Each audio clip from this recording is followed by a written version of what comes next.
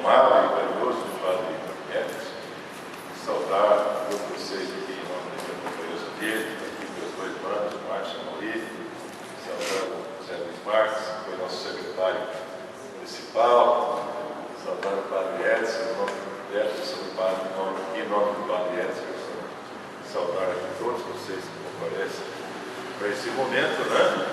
E algo assim que me deu uma honra muito grande estar aqui falando com vocês a respeito desse tema, que é o tema da campanha da fraternidade, com vocês, gente. Eu vou passando aqui, vai estar direto no assunto. A campanha da fraternidade de 2014, que tem o lema "É pela liberdade que Cristo nos libertou", e esse é o cartaz da campanha, né? Ali, simbologia bastante forte, né? E que tem como principal motivação ali a libertação mesmo com a quebra das correntes. O que eu vou dizer para vocês claro que é baseado na doutrina da nossa igreja, né? Então, são vários os pensadores que formularam as teses para essa campanha. E essas teses estão compactadas nesse livro aqui, né? Inclusive, que estou projetando ali, é a capa desse mesmo livro. Então, na sequência, nós vamos ver aqui o tráfico humano é o tema central da questão, né? Uma questão que aflige muito a humanidade nos dias de hoje. Não é só o Brasil, não é só a América Latina, não é só a Europa, mas o mundo todo padece dessa verdadeira epidemia, né? Está se lastrando por toda parte e está realmente infelicitando muitas famílias e muita gente. Então, vocês veem, uma verdadeira chaga, né? Que começa pelo aliciamento das pessoas. Esse aliciamento está em toda parte. Muita gente imagina que essa coisa lá do Paraguai, lá de São Paulo, Rio de Janeiro. Não é não, né? Aqui mesmo na região nossa, eu sei de casos, né? Pesquisei. Aqui no Novo Horizonte mesmo tem casos de a vovozinha que ficou com as 4 netas, a mais novinha, né? Ainda amamentando, né? E a filha, cadê? Desapareceu do mundo, faz mais de 15 anos, nunca mais se teve notícia. Onde que ela está? Possivelmente está lá, num cubículo daqueles, né? Sendo escravizada e sendo obrigada a fazer o que a máfia, essa máfia, né? Terrível, máfia cruel, né? O tráfico de pessoas humanas. Então, o aliciador pode estar muito próximo de nós, da nossa rua, da nossa comunidade, muito próximo da nossa família também. Então, tudo começa por aí. Então, claro que a nossa igreja quer criar um bloqueio psicológico, né?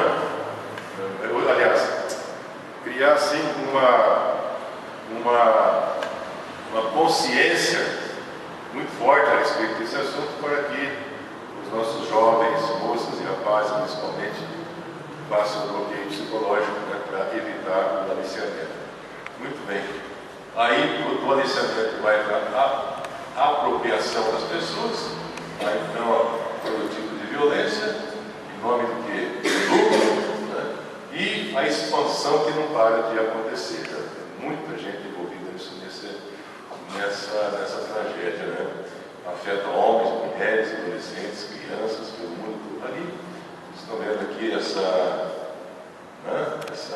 imagem aqui, foi pela liberdade que Cristo nos libertou, o lema da campanha, né? E aqui então também algo, né? Mostrando um pouco da angústia que encerra esse tipo de problema. Olha, gente, não é brincadeira, o tráfico humano, olha aí, ele já flagela 2,4 milhões de pessoas, né, que são as vítimas. 1 milhão, né, estão diretamente sendo escravizadas para exploração sexual. E dentre esse 1 milhão, 98% são mulheres. E desse total, 85% são meninas, são crianças, são adolescentes, tá? Que estão condenadas também a esse mercado do sexo. Tá?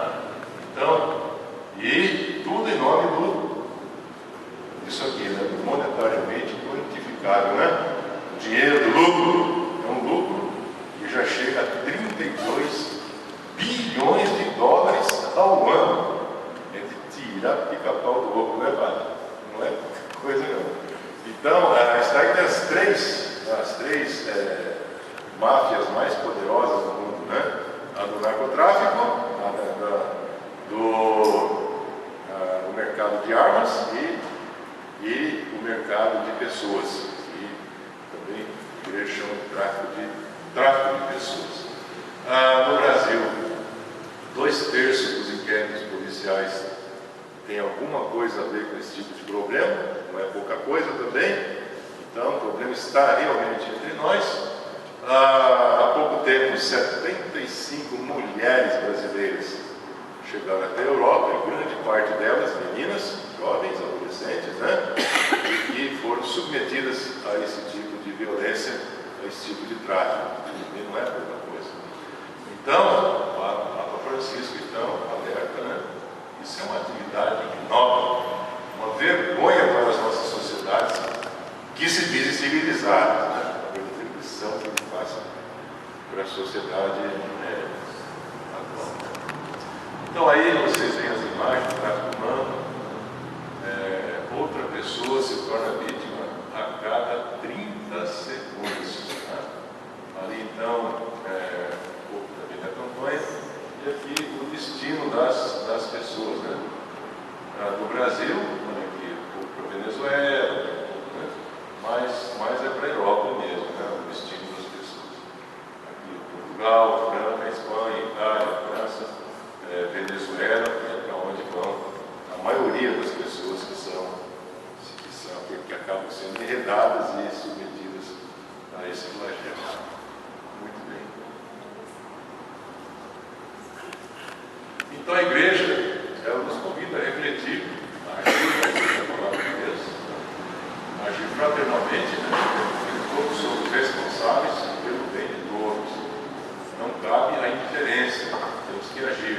É inaceitável que seres humanos sejam objetos de exploração, honra, pena. Temos que agir, né? Para que a gente possa, então, sanar essa grande injustiça e clama aos céus. Agir, porque o tráfico humano é uma negação total do projeto de Deus. Aí nós outras imagens, né? Esse camarada aqui é um prefeito lá da região do estado da Amazônia, está sendo preso porque ele foi flagrado como um aliciador. Então não é só gente, né, de classe média baixa, gente pobre que mexe com isso, não. Os aliciadores também, todas as categorias, em todos os níveis sociais, nós vamos encontrar esse pessoal bom de bico, né, que alicia para a máfia. Aqui também, esses daqui também são aliciadores, como a situação deles aí. Aqui também, olha aqui, o cara passando a picaria, né? Passando a conversa na moça, aliciando também. Aqui, avião lá atrás, mas a polícia precisa detectar, esse pessoal está indo prestar conta para a polícia. E aqui também, olha, não é longe de nós não, né? Não dá nem, daqui da Polícia Federal, dá quantos metros? Não dá nem meio quilômetro, né? Não, é gente, né? Sendo encaminhada para a Polícia Federal também, flagradas, e foram também, porque elas estavam sendo encaminhadas, né? Já foram iniciadas, mas a polícia chegou a tempo, flagrou, e está sendo encaminhada para a Polícia Federal. Então, as causas por que isso acontece? Acontece por causa da vulnerabilidade socioeconômica, né? Pessoas pobres, ou então pobre remediado, ou pobre em extrema pobreza, mas nesse meio também tem, né, muita gente disposta a viajar para longe em busca de novas oportunidades, né? Então, também a precarização do trabalho, porque não é só tráfico para o mercado de sexo, tem tráfico também humano, pessoas que vão para esse interiorzão do Brasil aí, né? Hoje em dia é mais naquela franja da região amazônica, região de frentes, tem novas frentes agropecuárias, ainda acontece esse tipo de coisa, né? Os gatos aliciam, levam as pessoas e lá então elas acabam sendo submetidas a toda sorte de dificuldades. Adolescentes que nem estudam, nem trabalham também, estão dando sopa para o azar, né? Só no Mato Grosso do Sul, pasmem, né? São 18.500 adolescentes, meninas, rapazes, que nem estudam e nem trabalham, né? Sobra vaga nas escolas, muita gente mete municipal do governo, né? Você vai no ensino médio, está lá, metade das salas, né? Escola sendo fechada e 18.500 fora das escolas. Tá? A gente estuda, a gente trabalha, porque estruturação da família. Então, esses jovens, com muita facilidade, eles caem na vigaria, né? Dos aliciadores, que com pouca conversa, então se convence de que realmente tem que ir para a Europa, para isso, para aquilo. Lá você vai ser dançarina, lá você vai ser modelo, lá você vai ganhar uma nota que você nem imagina o tanto que você vai poder enriquecer, não só você, mas seu pai, sua mamãe, né? Sua família. Você vai poder mandar dinheiro, lá você vai ter uma vida, né? Chique no último, e então acaba embarcando nessa. O aliciamento, né? Sempre convincente, bom salário, lucro, superfaturamento, né? Claro que tudo isso visando isso. Então aqui vocês veem, olha, aqui não é só tráfico sexual, não. Aqui, olha, trabalhadores do pau da viola, né? Em cima do pau de arara ainda sendo levados, e sempre com aquela picareta que vão melhorar de vida. Não é só que ônibus, né? Ônibus, pau de arara, o transporte fluvial também. Essas imagens todas eu captei ou da internet, então, do material da própria igreja. Então, as causas também, a globalização, pouco risco dos traficantes. Hoje em dia as pessoas viajam, muita gente viajando pelo mundo afora, né? Então fica difícil detectar, porque o aliciador, quando vai levar uma pessoa embora, ou várias, eles, né, arrumam toda a documentação, passaporte que não falta, né? Então o pessoal vai documentar. Então fica difícil saber esse mundaréu de gente viajando, os aeroportos todos lotados, para saber quem é realmente, né? Traficante, quem está aliciado, né? Fica difícil de saber. Então, o problema tem uma invisibilidade muito grande também. As penalidades também são muito brandas.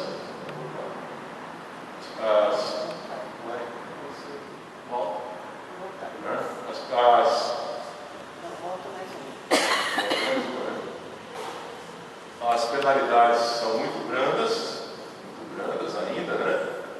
Se bem que nós tivemos, primeiramente, o Brasil foi signatário de um acordo internacional. Depois, em 2006, fez o primeiro plano nacional de combate ao tráfico de pessoas. Depois, mais recentemente, fez outro plano. E ontem foi aprovado no Congresso Nacional a lei já, 2 planos para se transformar em lei. E por causa da campanha da fraternidade, precipitou o processo. E ontem a lei foi sancionada, já com duras penas. Daqui para frente fechou o tempo, né, contra os aliciadores, contra essa máfia também. Agora tem legislação.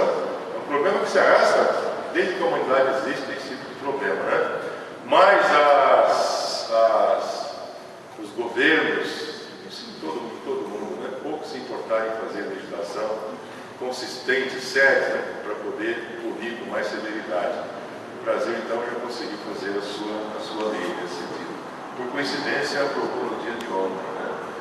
Então, a indiferença, né, poucas denúncias, um tal negócio, né, a indiferença hoje está na pauta da Igreja Católica, um dos grandes temas que vem sendo discutido pela Igreja, o problema da indiferença.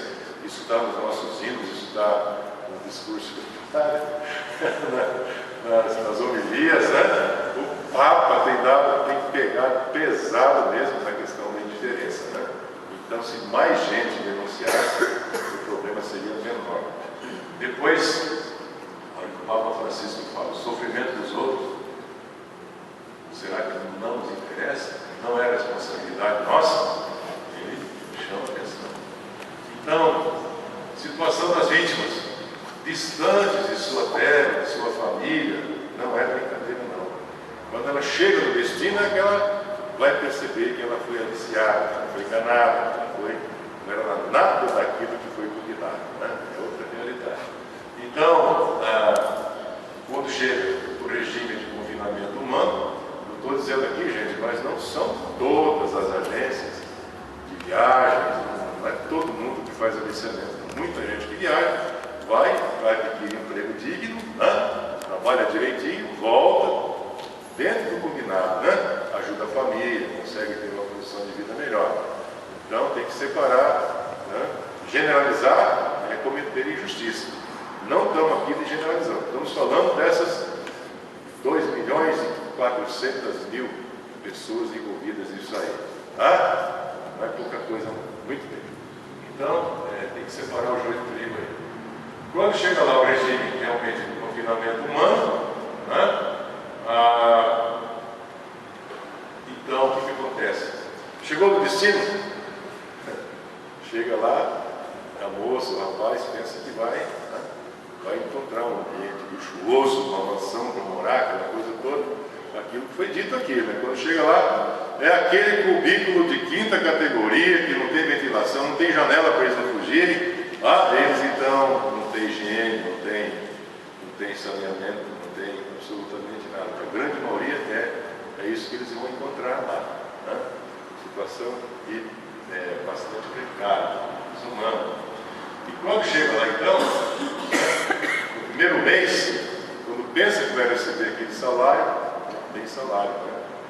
Por quê? Porque desconta a passagem, desconta o passaporte, desconta a alimentação, a estadia, paga aluguel, paga luz, paga água, vai pagando tudo que aparecer.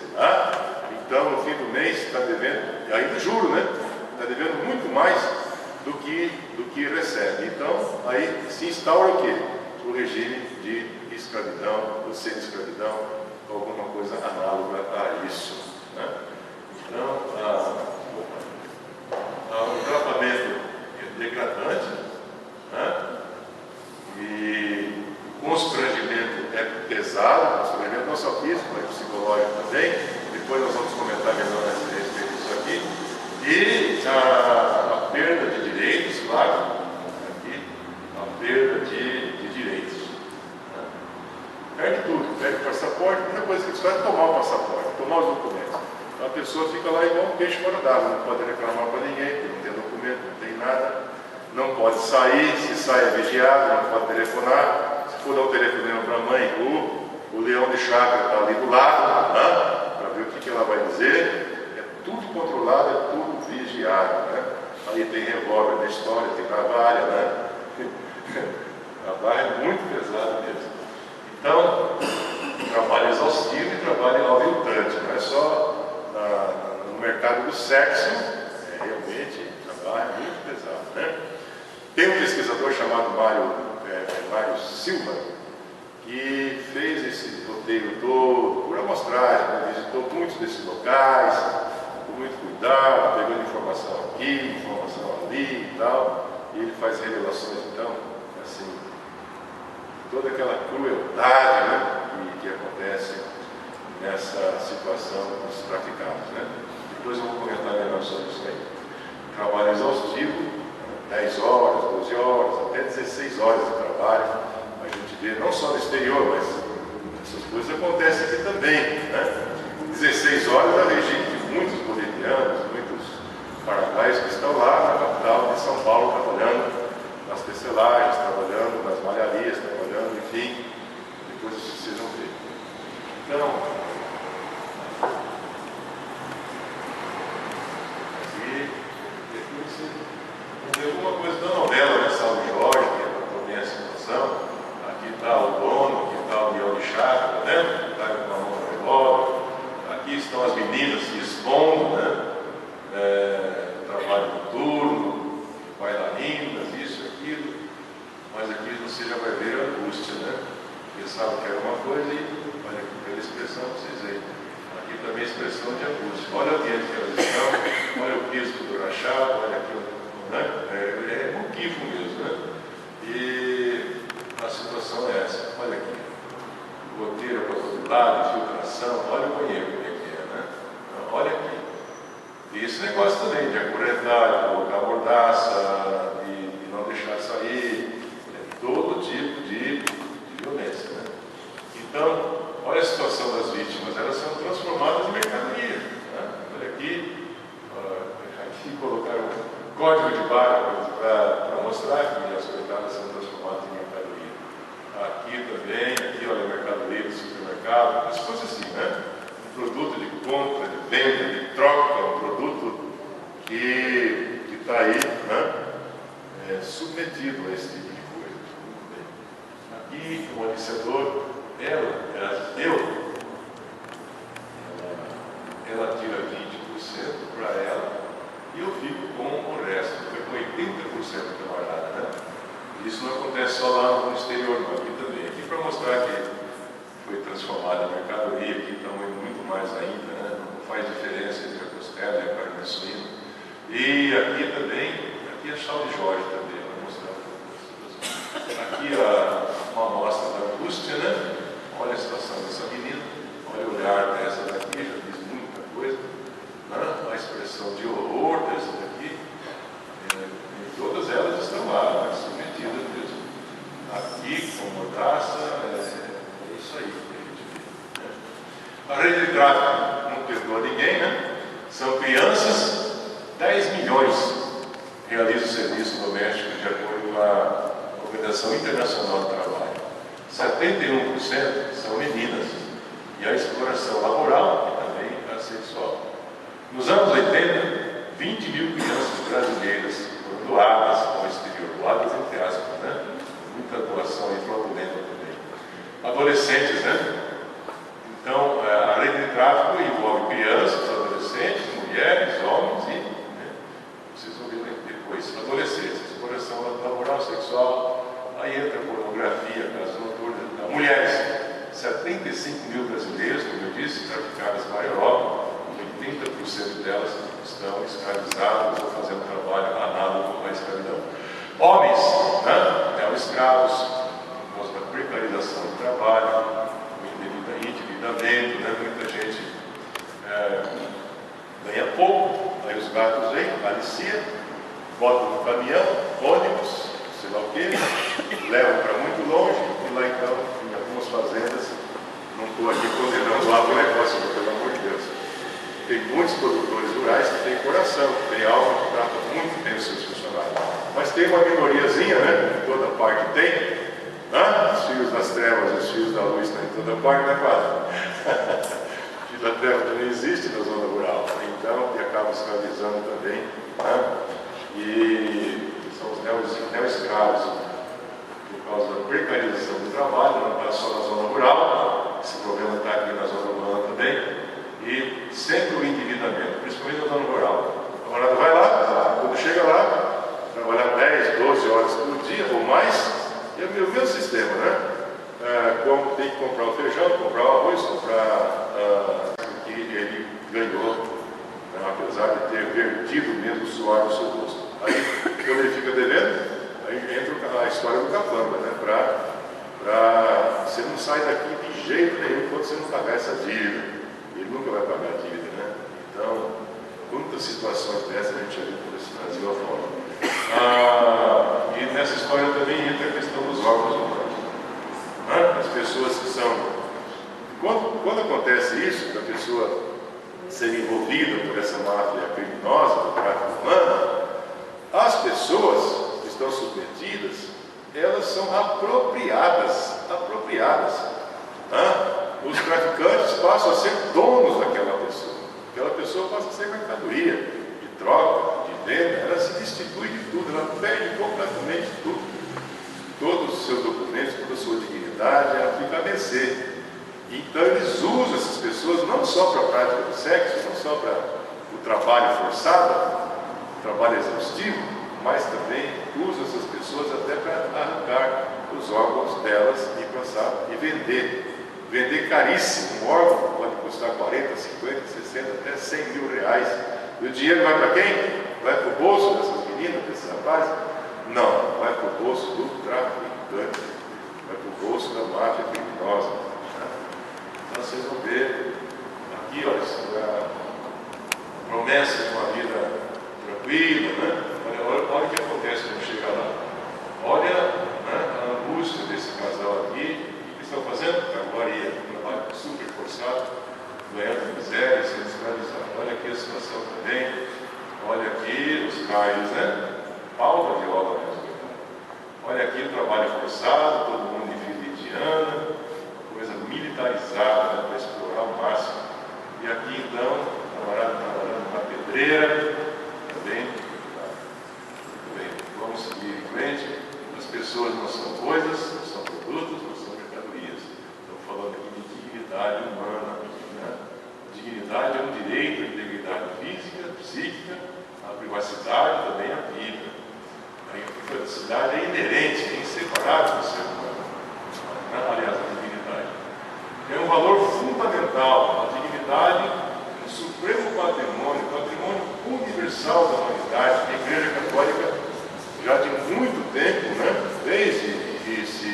assinou a Declaração Universal, a Carta Universal dos Direitos Humanos, a Igreja Católica encampou também e tem na dignidade humana o valor supremo do ser humano, né?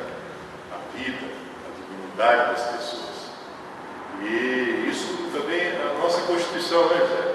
O José Luiz Marques, ele é especialista, professor em Direito Constitucional e sabe que a dignidade humana é o pilar, né, da nossa Constituição. Toda a nossa Constituição, da primeira palavra à última palavra, né, toda a Constituição nossa, de ponta a ponta, ela é sustentada no quê? Na dignidade humana. Todos nascem livres e iguais em dignidade e em direitos. Então, jamais a liberdade que é inseparável da dignidade humana. A Bíblia, quantas passagens bíblicas que tem defendendo o quê? Defendendo a vida, a liberdade e a dignidade das pessoas. Depois nós vamos ver isso aí. Muito bem. Então, o valor fundamental diz a essência da imagem, a dignidade humana, né? A imagem e semelhança de Deus, deve ser proclamada, entendida. Aqui vocês vão vendo algumas imagens, né, do que acontece no rural, crianças, né, trabalho infantil, forçado e tudo mais. Se os pais são aliciados e são levados para essa situação, muitos levam a esposa, levam os filhos também, que acabam também sendo submetidos do mesmo jeito. Aqui vocês também têm a imagem do trabalho infantil. Aqui vocês veem uma situação, né, terrível. Imagens e tal, crianças. E por que disso? Porque muitos pais, mães, são levadas para longe, a família desestrutura. Na desestruturação da família, as crianças ficam sem orientação nenhuma e facilmente acabam caindo na droga, acabam caindo no mercado do sexo e essas coisas aí. Aqui vocês estão vendo um pouco também, né? Situações, crianças trabalhando, ganhando pão de cada dia, aqui trabalho forçado, aqui criança, né, trabalhando carregamento de carvão, né? Aqui vocês veem meninas menores trabalhando em São Paulo. Isso aqui é São Paulo, né? Deve ser bolivianas, paraguaias, trabalhando nas confecções da cidade de São Paulo e às vezes em empresas de marca, né? Usam as pessoas para isso. Olha que crianças, dá para ver perfeitamente bem o trabalho infantil. Essas crianças deveriam estar na escola, estar em outro local que não fosse esse tipo de trabalho. E a questão de órgãos humanos, né? Realmente as pessoas são transformadas em mercadorias e tem que fazer aquilo que os mafiosos querem, né? Inclusive levar para a África do Sul, para fazer transplante, né? E realmente as imagens são muito fortes, né? Aqui uma criança chinesa que foi amputada os olhos e vendida, né? E ainda não é igual. Situação difícil. Enfrentamento agora, né? A igreja sempre foi advogada dos injustiçados. Eu disse agora há pouco que é a maior instituição do mundo e aquela que mais faz o enfrentamento no mundo desse tipo de coisa, né? E isso dá consequência, né? Dá impacto positivo, porque vocês imaginam, o governo ainda ontem, né, o Congresso Nacional aprovou a lei. Se não tivesse igreja por trás, essa lei não ia ser aprovada, então já não. Se dependesse só do Congresso Nacional, que é um Congresso conservador, né, essa lei não teria passado ainda. Então, a missão da nossa igreja é proteger a vida, bem maior, a Bíblia.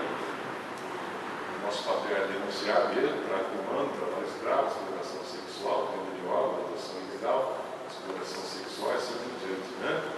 E tudo isso em atenção ao protocolo.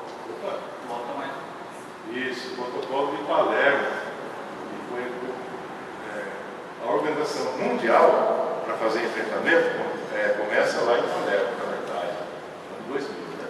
Aí que surgem os planos nacionais, 1 e 2, e desses planos nacionais é que foi feita uma grande discussão em nível nacional, chegou no Congresso Nacional, as comissões parlamentares se organizaram para chegar na elaboração da lei. É o que aconteceu. Muito bem. Então, para fazer uma das vertentes, né, para se fazer enfrentamento é a gente denunciar qualquer sinal, qualquer suspeita no seu bairro, na sua família, qualquer lugar que seja. Tem suspeita de problema? Tem. Então, disque 100, então disque 100, e ou entenda. E vou ter todo tipo de orientação. Então, nós somos católicos, cristãos, temos a nossa fé, né? Com base nela é que nós temos que agir. A exploração humana não é a violação de princípio. O corpo, o templo do Espírito Santo, pela grandeza de sermos filhos e filhas de Deus, não podemos deixar que isso aconteça com irmãos nossos de pecado nenhum, né? E a fé se exerce com ação, né? Todos somos responsáveis, todos. A dor não pode ser só da vítima. A vítima é alguém em nós. A vítima nunca é alguém distante de nós, fora de nós. Ela é alguém em nós, porque nós fazemos parte do corpo místico de nosso Senhor Jesus Cristo, né? Eu sou a videira, e vós sois os ramos, né? Somos um corpo só. Então, se quando fere um, todos devem sentir por aquele um. E não se trata de um, se trata de 2,4 milhões pessoas envolvidas nisso. 1 milhão de mulheres, né? No Brasil, então, a gente perde até a conta de quantas mulheres que foram ludibriadas, enganadas, né? Foram levadas para fora do Brasil. Então, sempre a esperança, né? A Igreja Católica, ela nunca pode perder a esperança de nada, né? Sempre com a esperança à frente, né? Com base na nossa fé, né? Nós nunca podemos perder a esperança, combatendo esses problemas, que nós vamos fazendo a nossa caminhada no sentido de aperfeiçoar cada vez mais o nosso empenho, no sentido de estar construindo cada vez melhor o reino de Deus aqui na terra mesmo, né? Então, tá aí, gente, o problema existe, é grave, e nós cristãos temos esse dever, né? A nossa igreja pede para que a gente faça esse tipo de enfrentamento, com base nos preceitos bíblicos mesmo, né? Se você abre a Bíblia lá e vê aquela parábola do bom samaritano, ali você vê, né? Que é o sentimento cristão, né? Um passou, outro passou também, mas teve o samaritano. Isso aqui não posso deixar uma pessoa com o corpo estendido no chão, semi-morto ali, naquela situação desesperadora. Falou, vou curar as feridas, botar no meu cavalo e vou levar para a hospedaria, sim. E levou, deixou 2 dinários lá para o hospedeiro, se precisasse usar aquele dinheiro, né? E ainda disse, eu vou, mas eu volto, e se o custo for maior do que os 2 dinários, faço questão de pagar a diferença, porque ali se trata de um ser humano, se é estrangeiro, se não interessa, é um ser humano que está ali. Então, ele exercitou aquilo que hoje em dia nós chamamos na psicologia de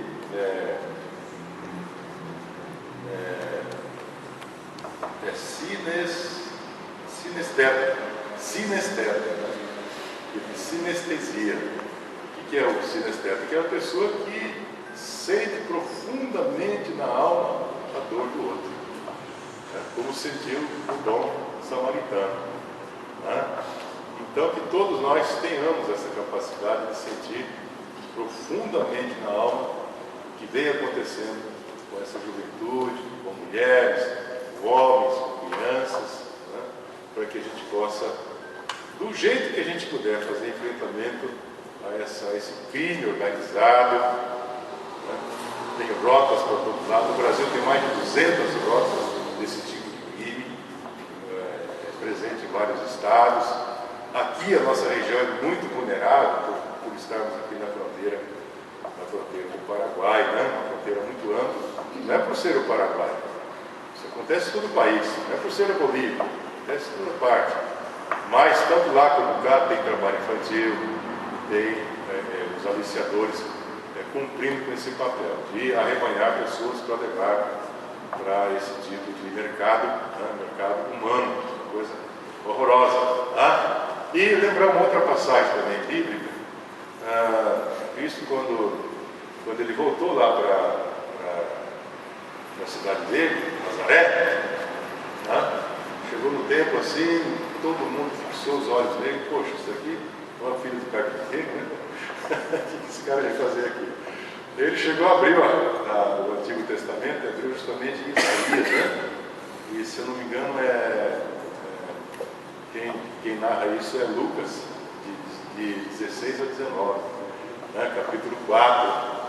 Então, o que o Cristo diz ali na frente dos seus conterrâneos? Ele diz: olha, está aqui, Isaías, abri, para que eu vim para esse mundo? Qual é o meu plano?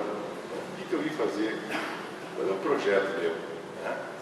Então, ele diz: o Espírito Santo pairou sobre mim, me ungiu para que eu fizesse o quê? A missão de Jesus. Ele fala várias coisas, né? Para dar luz aos cegos e tal, mas ele coloca uma coisa que tem tudo a ver com o tema de hoje aqui. Ele diz então que eu vim para libertar os cativos, para libertar os oprimidos. Está escrito lá.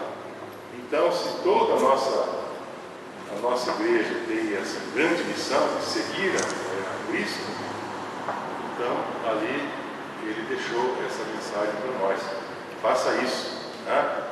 Vamos contribuir para que os cativos, os oprimidos, os explorados, os escravizados possam ter um dia, mais dia ou menos dia, a oportunidade de se libertar dessa situação. Porque o nosso Deus é o Deus da vida, né?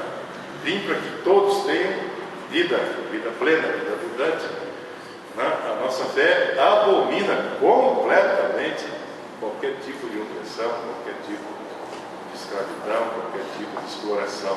Isso não faz parte da nossa fé, absolutamente.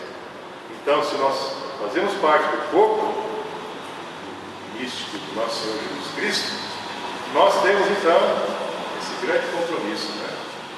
De estarmos então fazendo esse tipo de enfrentamento.